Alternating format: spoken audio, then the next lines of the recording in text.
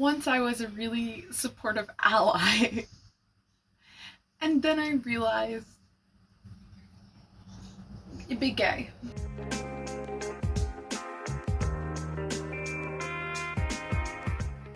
I cannot tell you how many times in my life I've done something so obviously homosexual and just filed it away as something like, normal. Like something all other girls want to do. Hi, I'm Danielle, and this is Why It Sucks to Be Sapphic in a Small Town. Today we are discussing compulsory heterosexuality. Hey, fun little editor's note. As I was going through this clip, I noticed that my brother started screaming in the background. I don't know how to stop that. He just does that all day. I apologize. Now, okay, if you've never heard that term before or don't know what it means, don't worry. Until about 3 or 4 months ago, neither did I. Before we get into really specific examples and stuff, let's start with a definition of the term. Compulsory heterosexuality, by definition, is the idea that heterosexuality is assumed and enforced by a patriarchal and heteronormative society. Now, if you are not quite sure that our society fits into that label of being patriarchal and heteronormative, first of all, what? Second of all, a good example of it is new parents. If you think about new parents, it's not uncommon for them to label their 3-week-old son as a player or a flirt because he smiles at people or waves or does normal baby things. That is just pressuring heterosexuality from a really young age. Now, obviously, if you are heterosexual, this isn't totally a problem. You're not gonna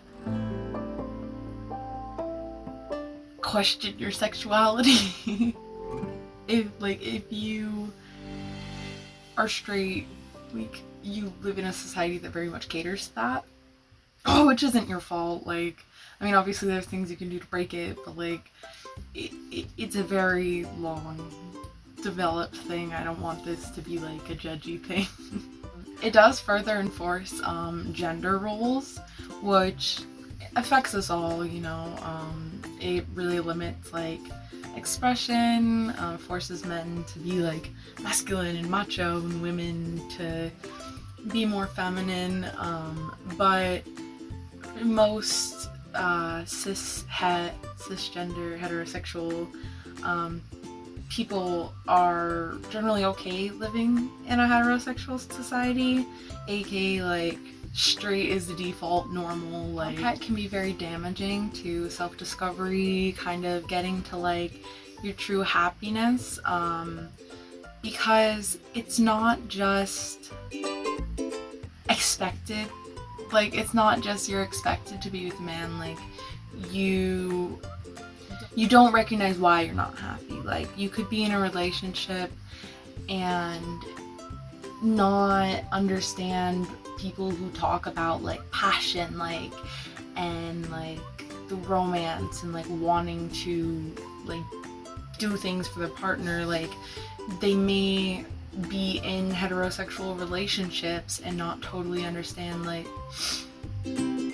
why they don't necessarily care. Just very bland relationships. I don't totally know how to describe that. But that stops you from being truly happy when you believe that the weird feelings and the uncomfortableness is attraction and like it's normal, because it's not. People don't feel uncomfortable by people they're attracted to in a unpleasant way. So some typical comp pet feelings or behaviors for people wondering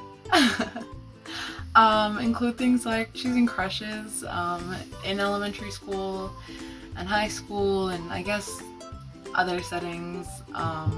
Although those are like prominently where I like think of when I think of crushes. Like choosing them, being like, oh, okay, like everyone in school likes the cool basketball player, like I guess he's alright, like I'll like him, like I like him now. Mistaking nervousness for attraction. Like I said, like obviously there's a difference between like you're about to go see someone you really like and you're like nervous because what if they don't like you, and you're like, ah, are they gonna kiss me or not, and like being nervous that your date is gonna hold your hand, even though it's a totally normal thing, but you're just like, if that happens, that's disgusting. Or like losing feelings for the person you have like chose to have a crush on, like as soon as it starts to escalate. There are obviously like other signs. I will link to some like Tumblr pages that helped me kind of learn about comp pet and navigate my own experience. I think that's all I have for today. I hope you enjoyed me just being a sapphic nerd for a second. Yeah.